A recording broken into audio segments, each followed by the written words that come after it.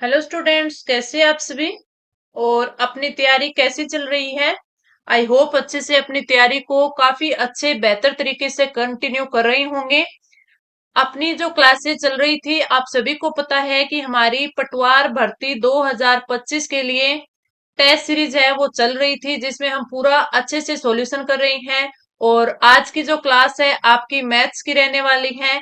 Maths की बात करें तो आपको पता है कि आपके सिलेबस में है वो एरिया, वॉल्यूम, आपके रेशो के टॉपिक भी है, आपका परसेंटेज का टॉपिक भी है, ठीक है, प्रॉफिट और लॉस का भी टॉपिक है। तो ये सारे क्वेश्चंस है मैं आज लेके आई हूँ। कल की क्लास भी हमारी मैथ्स की थी, आज भी हमारी मैथ्स की रहने वाली है। और कल जो मैंने आपको दो क्वेश्चन दिए थे तो आई होप आपने किए होंगे। अपनी तैयारी को अच्छे से कंटिन्यू करते रहिए। अब आपके पास है वो थोड़े दिन बचे हैं, तो जिसमें अपनी जितनी अच्छे से तैयारी हो बस रिवीजन करिए और टेस्ट पेपर है उसका सॉल्यूशन करते रहिए। एक चीज है, कई बार है ना अपन लास्ट में जाके डीमोटिवेट होते हैं। क्यों होते हैं कि अपन जब टेस्ट करते हैं ना तो टेस्ट में नंबर अपने कम आते हैं। लेकिन इस डिमोटिवेशन को अपन को इस तरह लेना है कि चाहे अपने नंबर कम आए, अगर आपको लगे ना कि नहीं मैं तो टेस्ट नहीं देने वाला, मेरे नंबर कम आ रहे हैं, तो आप टेस्ट मत दो। सीधा टेस्ट को सबमिट करो और उसकी जो सॉल्यूशन है वो देखो, उसका वो करके देखो। आप मान के चलो, अगर आप ऐसे पूरे टेस्ट कर लोगे, सॉल्यूशन कर लोगे ना, तो आपकी जो तैयारी है वो एक अलग ही लेवल की होगी। आप अच्छा अटेम्प्ट कर पाओगे और अपना श्योर सिलेक्शन है वो करवाओगे। तो चलिए क्लास स्टार्ट करते हैं। अपनी आज की जो क्लास है वो फर्स्ट क्वेश्चन है कि एक वर्त में बने आयत की संलग्न आसन भुजाएं 15 सेंटीमीटर और 20 सेंटीमीटर हो तो वर्त का व्यास ज्ञात करें यदि आयत का विकिरण वर्त के केंद्र से गुजरता है। अब देखिए, सबसे पहले इसने बोला है कि एक वर्त है, ये अपन ने एक वर्त बना लिया। फिर बोला है कि वर्त में बने आयत, यानी वर्त के अंदर है वो एक आयत बना हुआ है, तो ये अपन ने एक वर्त के अंदर है वो आयत बना लिया। ठीक है, ये आयत बन गया। अब इसने बोला है कि यदि आयत का विकिरण है वो वर्त के केंद्र से गुजरता है, आपको पता है वर्त का केंद्र ये है, अगर इसका विकिरण है वो केंद्र से गुजरेगा, ये जब केंद्र से गुजरता है तो आपको पता है कि जो आपका मान के चलिए कि ये अपन ने माना ए, ये अपन ने बी, सी और डी। अब ये जो ए और सी है ना, ये वैसे तो वर्त का विकिरण है, लेकिन सॉरी आयत का विकिरण है, लेकिन ये जो वर्त है ना ये वर्त का व्यास भी है। तो ए सी क्या है, वर्त का व्यास है, वर्त का व्यास है ना। और ये जो त्रिभुज बन गया, त्रिभुज ए सी और बी, ए सी और बी, ये जो त्रिभुज है ये 90 डिग्री वाला त्रिभुज बन गया। ये क्या है, आपके कोण है वो 90 डिग्री का कोण बन गया।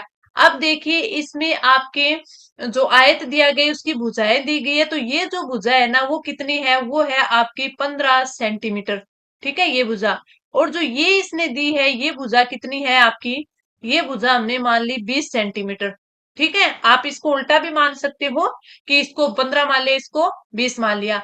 अपन को ये विकिरण निकालना है, और जब अपन ने 90 डिग्री के कोण वाले यानी समकोण त्रिभुज, समकोण त्रिभुज का जब विकिरण निकालते हैं तो अपन पाइथागोरस प्रमेय है, पाइथागोरस जो प्रमेय है उसका अपन यूज करते हैं। और उसका अगर अपन यूज करेंगे तो क्या लिख देंगे, जो ए सी की निकालने होगा तो क्या होती है पाइथागोरस प्रमेय, ए सी का सुकेर बराबर हो जाएगा अपने बी सी का सुकेर प्लस में ए बी का सुकेर, ये हो जाएगा ना अपना। तो अब आप देखिए, अपन को ए सी स्क्वेयर निकालना है, तो अपन इस स्क्वेयर को हटाने के लिए अपन लिख सकते हैं ना b c square plus a b square, इस पे पूरे पर रूट लग जाएगा। तो अपनी वैल्यू अगर अपन निकालें तो क्या निकल जाएगी कि बी और सी की वैल्यू, बी और सी की वैल्यू ये क्या है, ये अपनी 20 है, तो 20 की स्क्वेयर प्लस में ए और बी की वैल्यू देखे तो ये कितनी है, ये अपन को 15 दे रखी है, तो 15 की स्क्वेयर और उस पे अंडरूट लग जाएगा। 20 की स्क्वेयर अगर अपन देखें तो 400 होती है, 15 की 225 होती है, अंडरूट लगा देते हैं। दोनों को अगर जोड़ते हैं तो अपना क्या आ जाएगा, दोनों को जोड़ने पर 625। 625 अंडरूट, तो अपन को पता है कि 25 का स्क्वायर 625 होता है। इसके अंडरूट को सोल्व करेंगे तो क्या आ जाएगा, ए सी की वैल्यू अपने क्या आ जाएगी 25 है। यानी जो विकिरण है ना वो अपना क्या आ जाएगा 25 आ जाएगा, और वो ही अपन को पूछा है। तो राइट आंसर अपना क्या आ जाएगा, ऑप्शन ए डी हो जाएगा। इस प्रकार अपन को ये क्वेश्चन करनी है। इसी प्रकार अगला क्वेश्चन देखते हैं। थोड़ा सा आपको पढ़ोगे तो थोड़ा सा हार्ड लग सकता है, लेकिन वो मैंने बोला था ना कि लैंग्वेज में आपको थोड़ा सा हार्ड लगे ना, तो उसको शुरू वाली लाइन से लगो, शुरू से लास्ट तक अच्छे से पढ़ो। एक बार समझ में नहीं आता दूसरी बार पढ़ो, फिर उसको अच्छे से है वो कंप्लीट करो। जैसे अपन को बोला है कि ए किसी आयताकार मैदान को उसके विकिरण के अनुदिश इतने मीटर की चाल से चलकर 15 सेकंड में पार करता है। तो मान लीजिए कि ए एक आयताकार मैदान है, ये कोई आयताकार मैदान है, ठीक है, और ए इसके विकिरण से चलता है। ए है वो यहां से चलता है, इस साइड ऐसे चलेगा, और इसकी अगर चाल देखे तो कितनी है, 52 मीटर, 52 मीटर पर मिनट है, ठीक है, ये चलता है।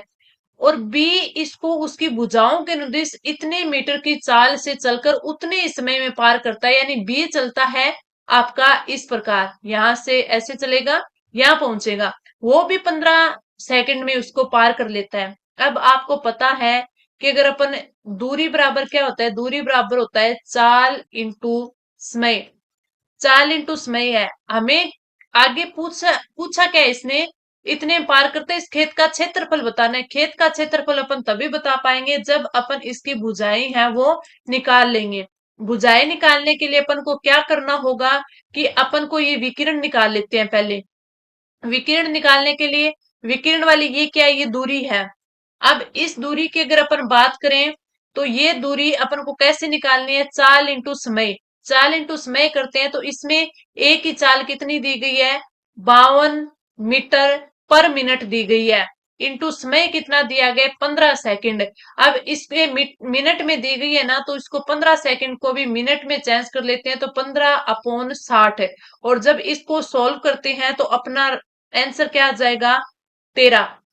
15 चौके 60, 13 चौके 52, तो यहाँ पे 13 आ जाएगा। तो ये 13 मीटर है, वो क्या आ गई, इसकी दूरी आ गई, यानी विकिरण कितना आ गया, 13 आ गया।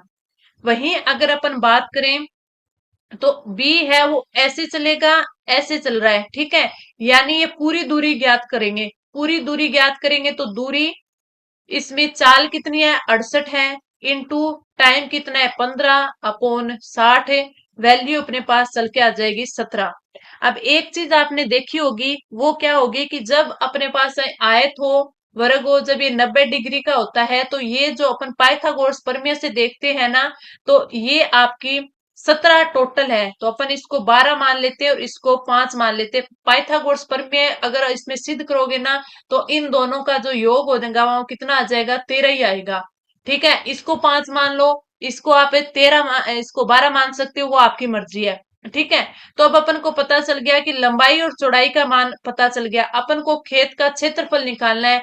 आयत का क्षेत्रफल क्या होता है, आयत का क्षेत्रफल होता है लंबाई इंटू चौड़ाई, लंबाई इंटू चौड़ाई।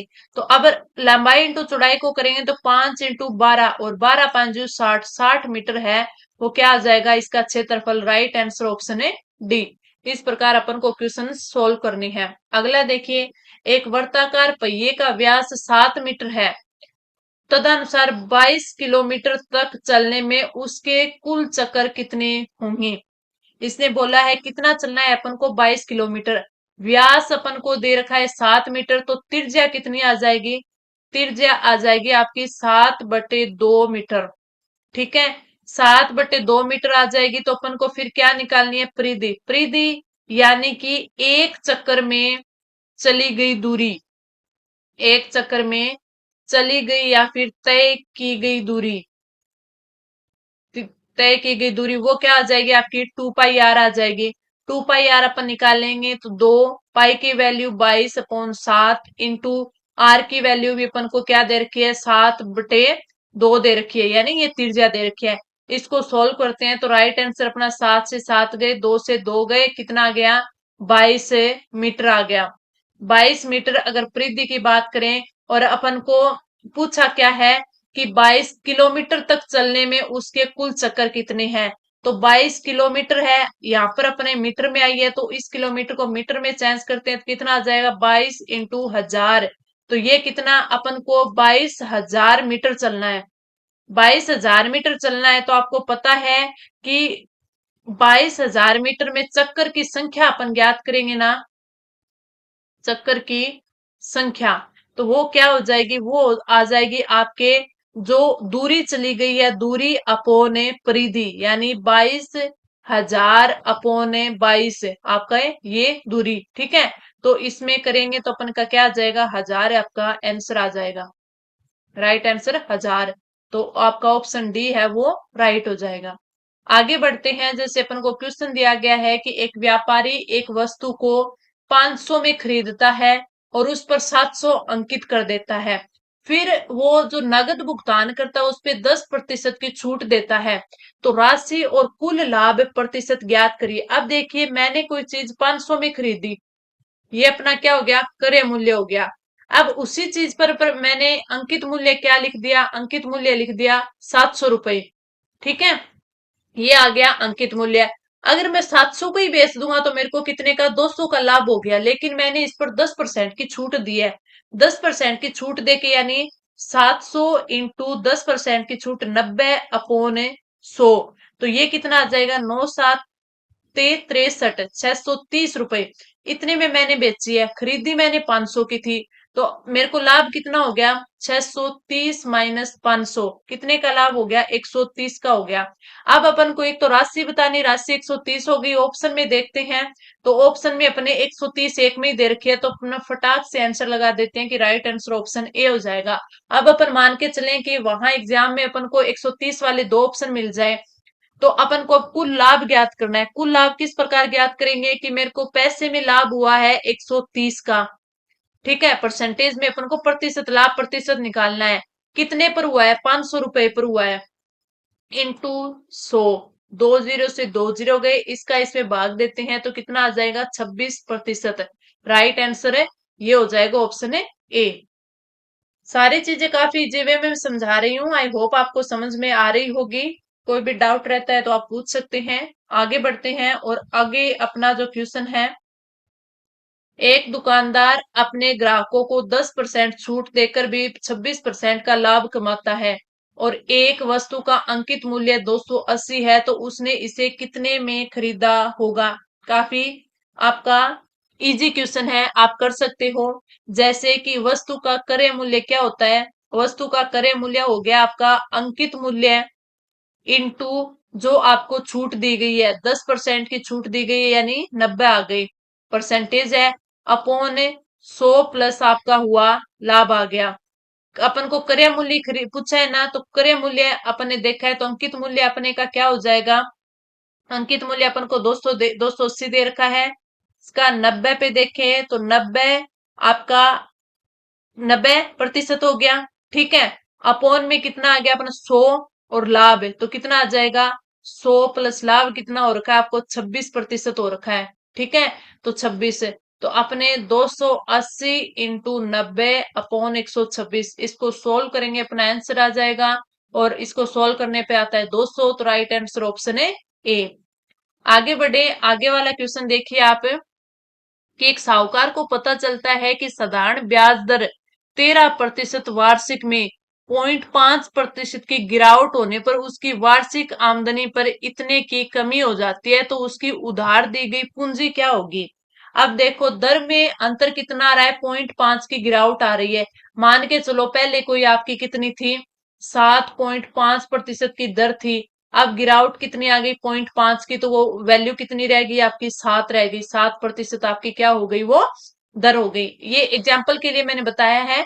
तो आप देखो, दरों में अंतर, दरों का अंतर, दरों का अंतर कितना दिया है, 0.5%, ठीक है। ब्याज में अंतर कितना आ रहा है, ब्याज का अंतर वो आ रहा है 104 रुपए, 104 का आ रहा है ना। इसमें अगर आपको मूलधन निकालना हो तो आप याद रखना 100 इंटू ब्याज का अंतर, ब्याज का अंतर अपॉन में आ जाएगा आपका दरों का अंतर, दरों का अंतर। इससे अपन निकालें तो क्या आ जाएगा आपका 100 इंटू 104 अपॉन 0.5%।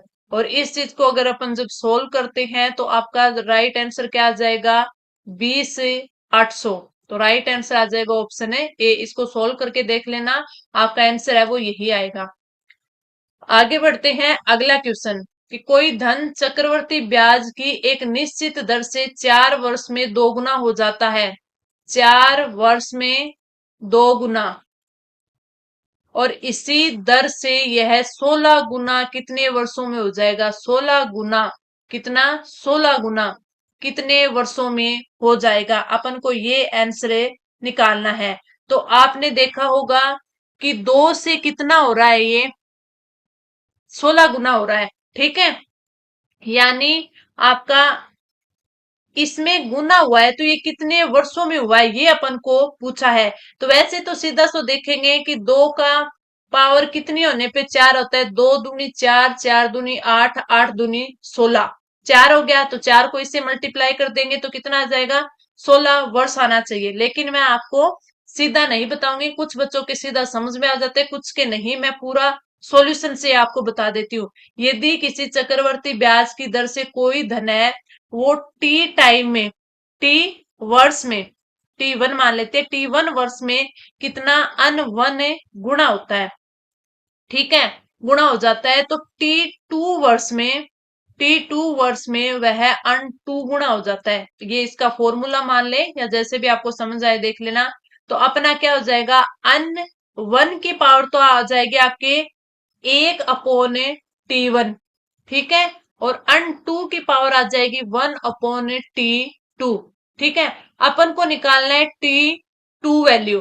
तो अन 1 की वैल्यू कितनी है अपने पास से, अन 1 की वैल्यू है 2, ठीक है। 2 गुना हो जाता है, 2 गुना हो जाता है। तो 2 की पावर है कितने 4 वर्षों में। तो T1 की वैल्यू रखें तो इसकी आ जाएगी 2 सही, 2 की पावर 1/4। वहीं अपन को 16 गुना यानी अन 2 की वैल्यू दे रखी है 16, टाइम पूछा है 1/T2, ठीक है।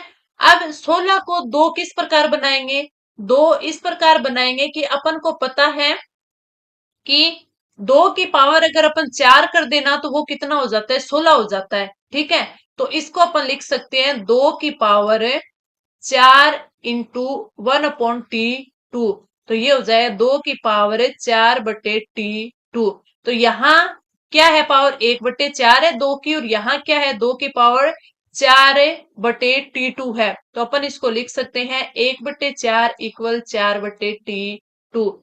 टी इधर चला जाएगा तो T2 की वैल्यू आ जाएगी 4 × 4 16 वर्ष, ठीक है। इस प्रकार भी आप कर सकते हो। मैंने आपको सीधा सिंपल देखते ही आंसर निकालने वाला भी बता दिया और आपको पूरा सोल्व करके भी बता दिया, तो आप देख लेना।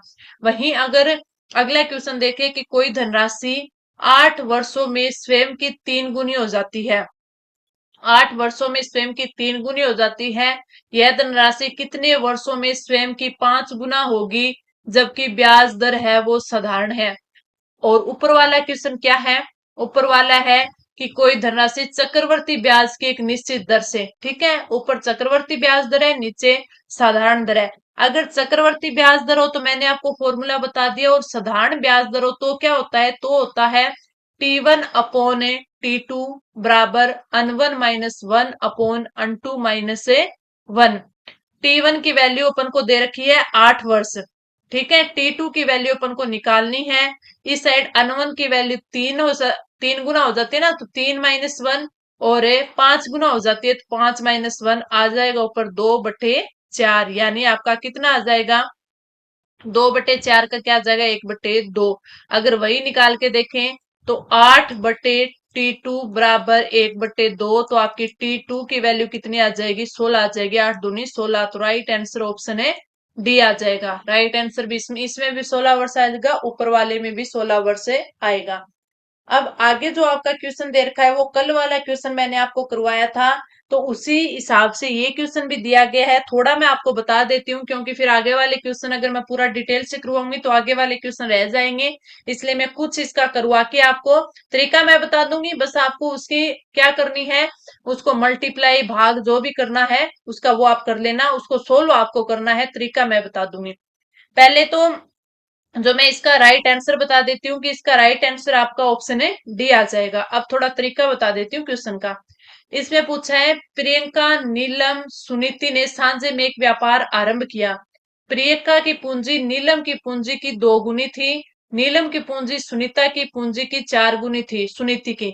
एक चीज याद रखना, इस प्रकार अगर आपको गुणा वाली चीजें दे देना तो लास्ट वाले को आपको मानना है। ठीक है। अब अपन मान लेते हैं कि जो सुनीति है, सुनीति है, उसकी पूंजी अपन ने एक्स मान ली। ठीक है, आप एक दो जितना भी माना चाहो मान लेना। अब सुनीति की एक्स है, तो क्या बोले, नीलम की पूंजी सुनीति की 4 गुना है, तो नीलम की क्या हो जाएगी, 4 इंटू एक्स, यानी 4x हो जाएगी। प्रियंका की पूंजी नीलम की पूंजी की 2 गुनी है, तो प्रियंका की क्या आ जाएगी, नीलम की 4x है उसकी 2 गुनी यानी 8x है, वो आ जाएगी। ठीक है। अब इसने क्या बोला, ये तो पूंजी होगी, उनका जो बोला है सभी के व्यापार में रहने का समय का अनुपात, समय ये दिया गया है। ठीक है, आपको पता है कि जो पूंजी इंटू समय बराबर क्या होता है, लाभ होता है। ठीक है। तो अब अपन देखें, सुनीति एस, आपकी नीलम, और आपकी एक क्या दे रखा है, आपकी पूजा, पूजा एक क्या दे रखा है, दूसरा प्रियंका, प्रियंका दे रखा है। ठीक है। और इसी में इनने क्या दे रखा है, यदि उन सभी का, पहले प्रियंका फिर नीलम फिर सुनीति, इसको ऐसे भी लिख लेना, P और S, इसे लिख लेना। तो इनकी अगर देखें, सबसे पहले प्रियंका ही देखें तो 8x इंटू 2, नीलम की देखें 4x इंटू 3, और सुनीति की कितनी है, x है। तो अब उनके देखें तो 8 दूनी 16, 16x, इनके 4 × 3 = 12x है, और सुनीति की x ही है, तो ये इसकी क्या आ गया, लाभ का अनुपात आ गया। और टोटल अनुपात है वो इतना दे रखा है। अब आपको सिर्फ क्या निकालना है, इसने पूछा है कि नीलम का लाभांश क्या होगा, नीलम का पूछा है, यानी 12x की वैल्यू आपको निकालनी है। आप अच्छे से निकाल सकते हो, क्योंकि इसमें आपको क्या दिया गया है, यदि प्रियंका और सुनीति का लाभांश, प्रियंका और सुनीति का दिया गया है, प्रियंका का कितना है, 16x है, सुनीति का x है, टोटल कितना हो गया, 17x, और 17x की वैल्यू है वो कितनी दी गई है, 95,625 दी गई है। तो आप है वो 12x की निकाल लेना, काफी इजी है। ठीक है। आगे मैंने आंसर बता ही दिया है, आगे बढ़ते हैं। अगला क्वेश्चन भी ऐसे ही है कि 3 साझेदार है, वो आपस में इस प्रकार बांटते हैं, जो वैल्यू है इतनी है। यदि ए, बी और सी को प्राप्त धनराशि में क्रमशः इतने इतने और इतने निकाल दिए जाए, तो जो धनराशि वे प्राप्त करेंगे वो इतने के अनुपात में होगी। बी ने कितनी राशि है वो निकालिए। एज इट इज ऊपर वाला क्वेश्चन है ना, वैसा ही है। इसका मैं आपको आंसर बता देती हूँ, इसमें आपका आंसर ए आएगा, आप करके देख लेना। अगर आपसे नहीं हो पाता है तो आप कमेंट कर देना। अगला है, एक दुकानदार 6 वस्तुएं उतने में ही बेचता है जितने में उसने 7 वस्तुएं खरीदी थी। दुकानदार का लाभ प्रतिशत ज्ञात कीजिए। दुकानदार का अपन को लाभ प्रतिशत ज्ञात करना है। एक चीज देखिए, चाहे लाभ प्रतिशत हो हानि प्रतिशत हो, अगर आपको पूछे तो आपको याद रखना है कि क्रय की संख्या माइनस विक्रय की संख्या, क्योंकि लाभ तभी होगा जब अपन खरीदते हैं उसमें से अपन जो बेचते हैं वो घटाएंगे। क्यों, क्योंकि खरीदने वाला अपन खरीदा है वो कम में होगा, ठीक है, और बेचा अपने ज्यादा हो, तभी राइट आंसर आएगा ना अपना। तो क्रय मूल्य अपना है वो ज्यादा होना चाहिए। अब देखिए, सॉरी, क्रय मूल्य ये खरीदी गई संख्या है।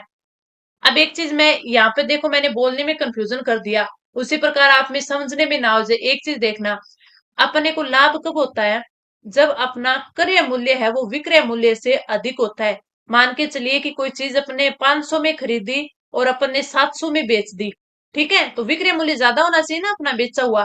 तो अपने को लाभ कितने का हो गया, 200 का हो गया, कितने पर हो गया, 500 पर हो गया, तो वो अपना हो जाएगा क्या आ जाएगा, लाभ। यानी अपन खरीदेंगे कम में, क्रय मूल्य कम होगा, विक्रय मूल्य ज्यादा होगा, तभी अपना क्या होता है, लाभ होता है। लेकिन जब वस्तुओं की संख्या की बात आ जाए ना, तो क्रय संख्या है वो ज्यादा होनी चाहिए और विक्रय संख्या है वो कम होनी चाहिए। ठीक है। अब देखिए, अब इसने बोला है कि अपन को लाभ प्रतिशत ज्ञात करना है, तो क्रय माइनस क्रय संख्या है यहाँ पे, क्रय संख्या माइनस विक्रय संख्या वस्तुओं की। ठीक है। अपोन में विक्रय संख्या आ जाएगा, वस्तुओं की है ये विक्रय संख्या, और इनको है वो मल्टीप्लाई किससे करते हैं, इन 100 से करते हैं। ठीक है, तभी अपन को लाभ प्रतिशत आएगा। तो अपन ने क्रय यानी 7 वस्तुएं खरीदी थी, 7 माइनस बेची वस्तुओं की विक्रय संख्या 6, अपोन में विक्रय संख्या कितनी है आपके पास, यहाँ पे विक्रय संख्या है 6, तो बराबर इंटू अपन क्या कर देंगे, आपका 100 आ जाएगा। तो 7 में से 6 गया, कितना बचा, 1 इंटू 100 अपॉन में 6, यानी 100/6। ये अगर अपन वैल्यू देखें तो इसका 16 सही 2/3 आंसर आना चाहिए। ये रहा राइट आंसर, ऑप्शन है सी हो जाएगा। आगे बढ़ते हैं, अगला क्वेश्चन। किसी वस्तु को 340 की जगह अगर 350 में बेचने पर 5% अधिक लाभ कमाया जाता, तो वस्तु का क्रय मूल्य, बिल्कुल इजी वे है, आपको कुछ नहीं करना। आपको बोला गया है 5%, ठीक है, अधिक में कमाता है, इंटू अपन क्रय मूल्य कर देंगे। अपन को अंतर दिया गया, अंतर कितना है, 10 रुपए का है, तो अंतर 10 आ जाएगा। अपने को क्रय मूल्य निकालना है, तो क्रय मूल्य बराबर 10/5%, प्रतिशत हटाएंगे तो ये अपन क्या आ जाएगा, 10/5 इंटू 100, यानी ये प्रतिशत वाला 100 पर चला जाएगा। देखेंगे तो 20/500 और क्रय मूल्य अपना 200 आ गया। बिल्कुल भी easy question, right answer option है सी। अगला क्वेश्चन देखिए कि दिलीप ने एक रेडियो उसके मूल्य के 3/4 में खरीदा तथा उसको उसके मूल्य से 20% अधिक में बेचा, इस प्रकार उसे कितना प्रतिशत लाभ हुआ। लाभ की अगर अपन बात कर लें तो आप देखिए कि इसमें मान के चलिए कि दिलीप ने एक रेडियो उसके मूल्य के 3/4 में खरीदा। क्रय मूल्य मान के अपन ने चल दिया, कितना था, 100 था। ठीक है। रेडियो का उसके मूल्य से 20 अधिक में बेचा, यानी विक्रय मूल्य है वो क्या हो गया, 20 अधिक में, तो 20% अधिक में बेचा ना, तो वो क्या हो जाएगा आपका, 120 हो जाएगा। ठीक है, 100 में खरीदा, 20% अधिक में बेचा, तो 120 में बेच दिया।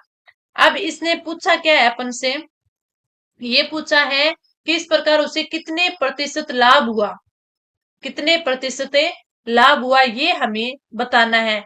तो लाभ प्रतिशत निकालने के लिए अपने पास क्या होना चाहिए, विक्रय मूल्य। मैंने बोला था ना कि जब अपन लाभ निकालते हैं तो अपने पास विक्रय मूल्य है वो अधिक होना चाहिए क्रय मूल्य से, यानी अपन ने कम में खरीदा ज्यादा में बेचा, तो विक्रय मूल्य माइनस क्रय मूल्य अपोन क्रय मूल्य, हमेशा जो लाभ हानि होती है वो क्रय मूल्य पे निकलती है 100। तो अपन का क्या आ जाएगा, 100 रुपए, यहाँ पे विक्रय मूल्य 120 है। अपने क्रय मूल्य देखे तो इसने दिलीप ने एक रेडियो उसके मूल्य के 3/4 में खरीदा, मूल्य के 4 में खरीदा, तो 100 का 3/4 25, और 25 ये 75, यानी 75 रुपए में खरीदा, तो माइनस 75, अपोन में कितना आ जाएगा आपका, 75 आ जाएगा, और इंटू 100। जब इसको सोल्व करेंगे तो 60 आ जाएगा, 60%। तो राइट आंसर ऑप्शन है सी। इस प्रकार आप अच्छे से क्वेश्चन कर सकते हो। अगला क्वेश्चन, एक्स वाई का 50% बराबर है एक्स प्लस वाई का 30%, तो वाई एक्स का कितना प्रतिशत है, यानी एक्स वाई का प्रतिशत, तो 50/100 बराबर एक्स प्लस वाई का 30/100। 100 से 100 कट गया, एक से एक कट गया, यहाँ पर 5x माइनस 5y बराबर 3x प्लस 3y।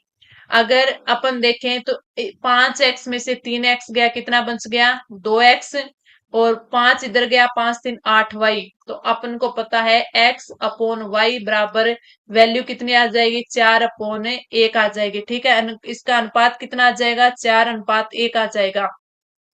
इसके अनुपात की अगर अपन बात करें तो अपन को सिर्फ क्या निकालना है, y है वो x का कितना प्रतिशत है, y कितना 1 है, x कितना है 4 है, इंटू 100 कितना हो गया, 25%। तो राइट आंसर आपका ऑप्शन है बी आ जाएगा। बिल्कुल इजी क्वेश्चन था। अगला क्वेश्चन है कि किसी भिन्न के अंश में 350% वृद्धि करने तथा इस भिन्न के हर में 300% वृद्धि करने पर नई भिन्न है ये बन जाती है, तो मूल भिन्न क्या थी? मान के चले अपन मूल भिन्न क्या थी? एक्स वाई थी, ठीक है। अंश में कितने की वृद्धि की है इन्होंने? 350 की। 350 की यानी 100 प्लस 350 450 अपॉन 100 जाएगा। वाई में कितने की वृद्धि की है? यानी हर में वृद्धि की है इसने 300 की, तो 100 प्लस 300। अब देखिए अपन वृद्धि करते हैं जैसे 10% की वृद्धि, तो अपन क्या लिखते हैं? 110 लिखते हैं। तो 100 तो होता ही है, वृद्धि 300 की होगी, तो ये क्या आ जाएगा? 400 अपॉन 100। राशि कितनी बन जाती है? नई भिन्न है वो 9/22 बन जाती है। 9/22 बन जाती है। तो इसमें एक्स अपॉन वाई कितना हो जाएगा आपका? 100 से 100 कट गया, एक जीरो से एक जीरो कट गई, तो एक्स इंटू 45 अपॉन वाई क्या आ जाएगा? वाई आ जाएगा आपका 40 बराबर 9/22। 9 को 5 से करेंगे, 5 को 8 से करेंगे, तो एक्स अपॉन वाई बराबर 8/22 आ जाएगा। 8 को 4, 22 को 11, तो 4:11 इसमें आंसर होगा आपका, ऑप्शन है डी हो जाएगा।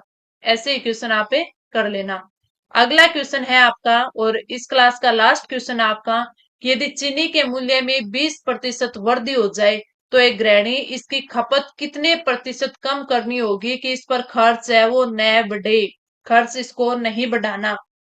देखें, प्रतिशत वृद्धि 20% की है। सिंपल सा होता है इसमें कि अगर प्रतिशत कितनी? 20% की वृद्धि, तो 20 अपॉन कितने पर हुई है?